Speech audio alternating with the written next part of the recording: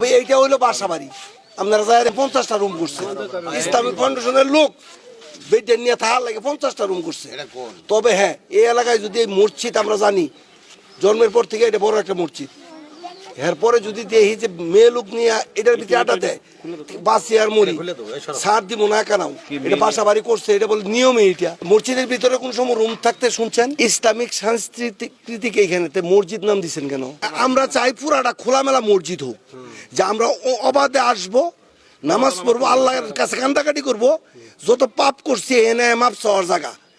এনে যদি আপনার আলোচনা করার লাগে কিনা বানাইছেন, কেন্দ্র বানাইছেন সাংস্কৃতিক, তাহলে মসজিদ ভাঙছেন কিয়া? তাহলে মসজিদ ভাঙছেন কিয়া?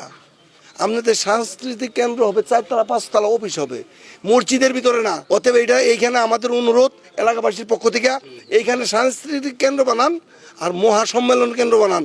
মহিলা যাতে এখানে প্রবেশ মানে কোনো এই নিয়ম অনিয়মে মহিলা প্রবেশ না, মহিলা নামাজের জন্য প্রবেশ করবে, আলাদা নামাজ কক্ষ করে দেওয়া হবে, মহিলা নামাজ পড়বে, আমাদের কোনো আপত্তি নাই।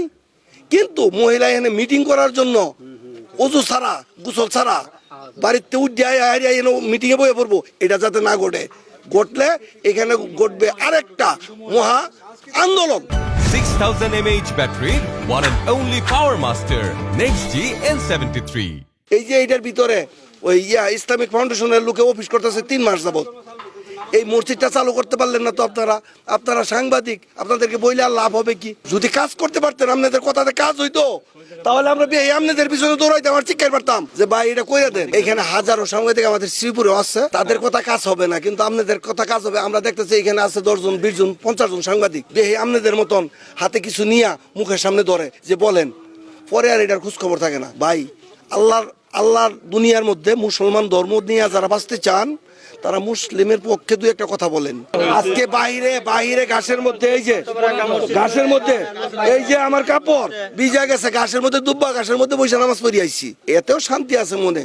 যদি মহিলা সাংস্কৃতিক সন্ধ্যা না করিয়া মসজিদ করিয়া দেন, আমাদেরকে এটা মসজিদের মতন মসজিদ করিয়া দেন, যাতে এনে যায় তো কান্দাকাটি সবাই করতে পারে এবং আল্লাহর কাছে কিছু চাইতে পারে। আমরা সৃষ্টিকর্তা একজন মানি, কিন্তু এইখানে গুণীদের যে কাজ আরম্ভ হইছে, এটা তো মসজিদ বানাইছেন না। ওরা অফিস করতেছে, অফিস কক্ষ বানাইছে, অমুক অফিসার বসবে, অমুক অফিসার বসবে। তো মসজিদে কক্ষ বানানোর তো কথা না, অফিসার বসার কথা না। মসজিদ অফিসার রাজা প্রজা যা আছে সব এক সারিতে বসবে, নামাজ পড়বে। আমি আবার আপনাকে বলি, এই বাংলাদেশটা